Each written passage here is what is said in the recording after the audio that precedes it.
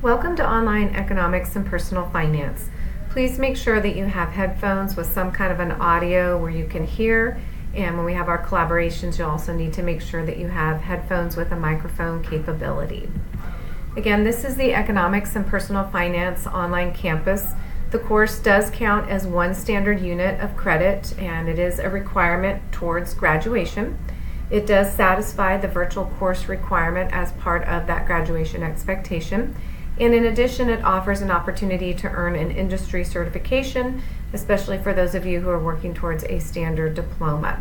The industry certification that we incorporate into this class is the WISE Financial Literacy Test, and you'll be hearing and learning more about that over the course of the year. Our Economics and Personal Finance class is designed to help students to function effectively as they transition out of living at home with their families and try to become young independent livers, so that they can learn how to navigate career decision making, explore opportunities if they're interested in becoming an entrepreneur or if they're going to choose to work for a company as an employee. We look at different insurance components and how that can impact their lives and their future. We explore opportunities to apply for credit and or make decisions if they choose to take out loans or borrow money on credit. We want them to be active citizens in our economy and make informed decisions. We learn the responsibilities when we go to work of paying taxes, as well as focusing on taking some of that hard-earned money and becoming savers and investors and planning for your future as far out as retirement. And also we make day-to-day decisions as consumers, and we learn how to make informed decisions. The class itself, in terms of expectation, the online course requires about 6 hours per week, and in order for a student to be considered active, that means they need to be participating in the course weekly. Completing the assignments that are due that week and submitting them is what meets that expectation. The course offers a lot of self-checks and learning activities, and we encourage you to complete them in order so that they make the most sense possible. You will have an assignment checklist, and you'll want to make sure you keep up with those assignment due dates each week, submitting the work that is due indicated on that assignment checklist. You have the opportunity in your Blackboard site to check your My Grades tab to get timely feedback on assignments that you have submitted, if you've earned full points or if you missed any points, and to receive feedback from your instructor, and also to see where you're at in the course as a whole. If for any reason you don't understand assignments or need further clarification, you are encouraged to seek help, and the way that you do that in an online class is to email your instructor. The primary communication tool is email. If I'm not hearing from students and they seem to have disappeared, then I will reach out and contact parents and students via phone, but the preferred method of communication for an online course is responding and corresponding back and forth between each other via email. My email is mfsetness@fcps.edu, and that is also in the instructor contact tab in the Blackboard class. So again, please email me if you have any questions, parents and or students. The grade breakdown for the course: each of the 4 quarters is worth 15%, so they're equally weighted for second, third, and fourth quarter. You will notice that the midterm exam and the final exam / project are both weighted 20% for a total of 40% on the 2 exams, and a total of 60% spread over the 4 quarters to end up with your final grade for the year. When you go in and you open up the Blackboard class, just some important ways to navigate around. The announcement tab is a place in which you'll see important announcements, dates, reminders from me that I'm communicating to you. And then when you work on the staff information, you'll see that again I have my email. The syllabus is there. It's a good place or tool for parents and students to look at the overall course expectations and know what again they need to be completing to meeting the Online Economics and Personal Finance class expectations. There are some tools and some help available. Another area you need to be focusing on is the assignment calendar. That again is what you need to be following weekly and quarterly to keep up with the expected assignment due dates. The Econ PF Lessons is the tab that has the Economics and Personal Finance modules and assignments. There's not a textbook with this course, and so that is where you go to get the online campus modules where you learn the vocabulary and hear the content that you're needing to learn, and that's also where you will open up and submit all of your assignments. The Virtual Business Personal Finance tab is a link to a virtual simulation where you have an avatar, which allows us to practice hands-on exercises that correspond with the topics that we're learning.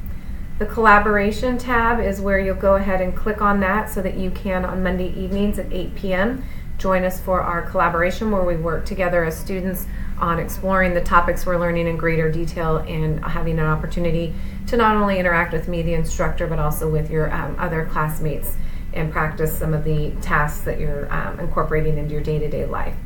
There's a glossary with some basic vocabulary, and the My Grades tab is where you can click and see your progress points earned and kind of keep up with your status in the course.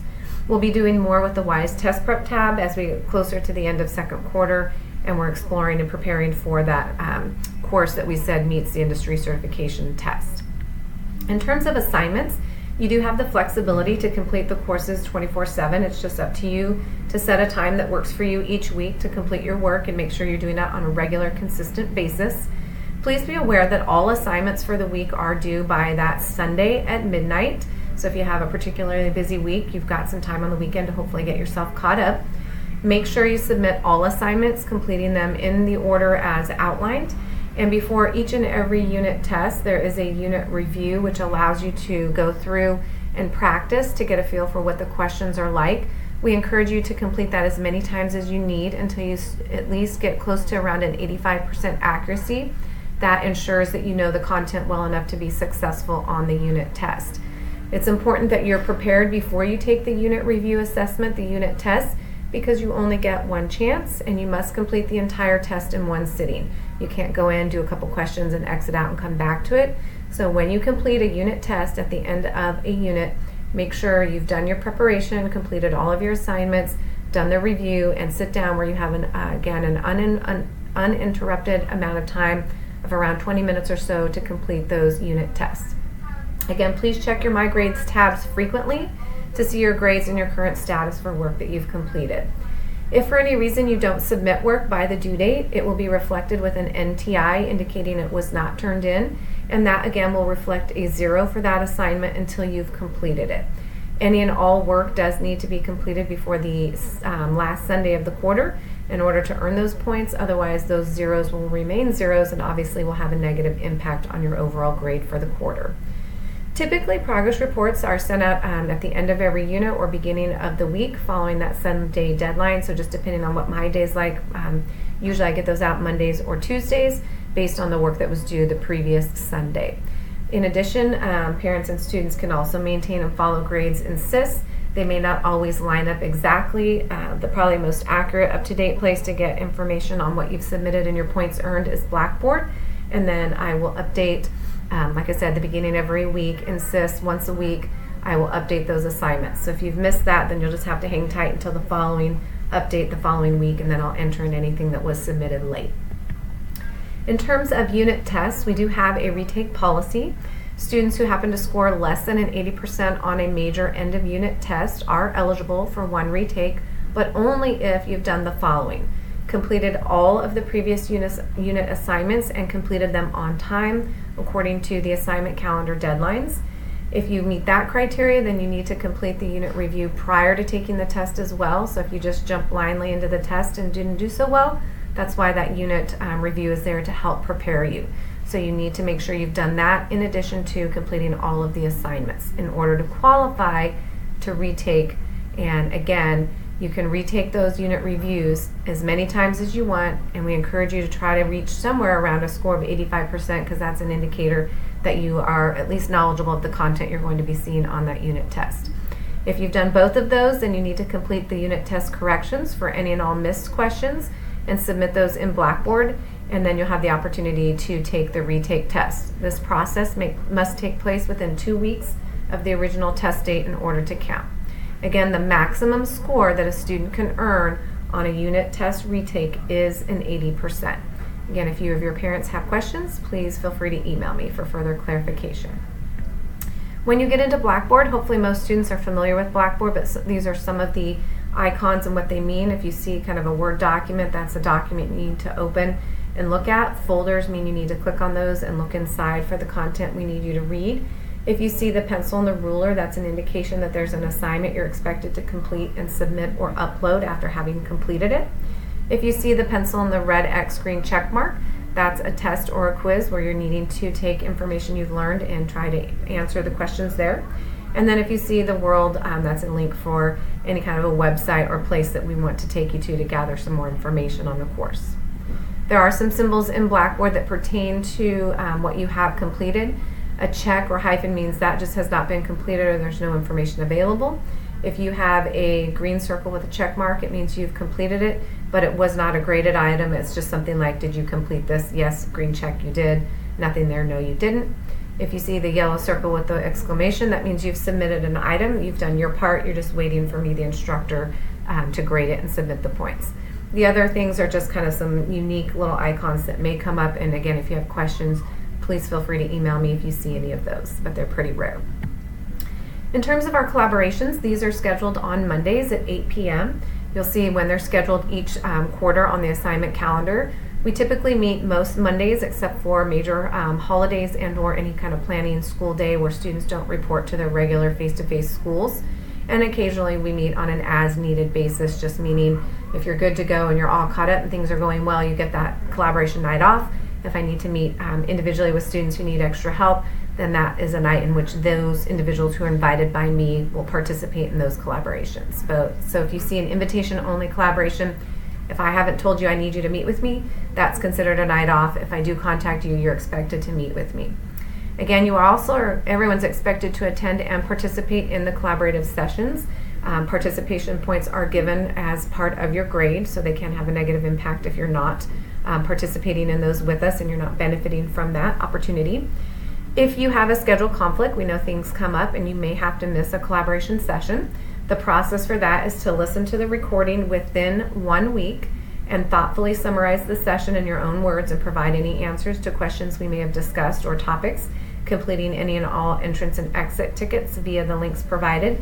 And once you've completed that within the week's time frame, send an email to me. Make sure in the subject line you let me know the date of the missed collaboration session so I know which one to apply it to. In terms of getting started in collaboration, you simply, in our Blackboard class, click on the collaboration tab. You select live login. It will ask you to type in your name and then you'll see a microphone. That's where you click on that to perform your audio setup to make sure you can hear and also your microphone's working so we can hear you. We use a variety of emoticons to respond in our collaboration sessions. We can use polling for yes, no's, or if I give you a multiple choice question, you can submit A, B, C, D as your answer. You're able to raise your hand and call on when you have questions. We also can incorporate the microphone. That's why it's important to have before our first collaboration headphones with microphone capability. We also can write on the whiteboard and we have chatting capability as well. One of the things you need to do to get started is to create your Virtual Business VBPF simulation account. You need to do that by selecting the Virtual Business Personal Finance tab. Open up the directions and follow those directions step by step to create your account using the code that's been provided. Please watch the tutorials to become familiar with the simulation. And you can actually get started on the time management and health lesson. That is one of our first assignments that's due in our first lesson. And so if you want to go ahead and get a little bit ahead of the game, that would be great. Your avatar only needs to eat twice a week for 30 minutes a day. And this is a graded grade, 15 points each based on participation. So again, don't panic if you're not able to successfully achieve the goal, but you can restart it and do your best to try. Again, grades have to be manually entered, so please be patient and I will incorporate those into SIS and Blackboard as I can. There are 18 lessons total and a final career project. In terms of what I need for you to do now is complete your Getting Started folder and assignments, the syllabus and virtual business and how do you value money practice assignment. Please put on your calendar that the first collaboration is Monday, September 10th at 8 p.m. And put the following dates on your calendar for the mandatory midterm, WISE Financial Literacy test, and final exam dates. And then hopefully you'll have those on your calendar and you can set aside or try to avoid any potential time conflicts. I hope you all have a great start to your school year this week in your face-to-face classes. Enjoy your nice long 3-day weekend. We will not have collaboration the following Monday, which is the 3rd because of the holiday. But you do have things that you can be doing in your Getting Started folder between now and when we have our first orientation on Monday the 10th at 8 p.m. Again, good luck this year with your goals in your online campus economics and personal finance class, and I look forward to working with you all. See you soon.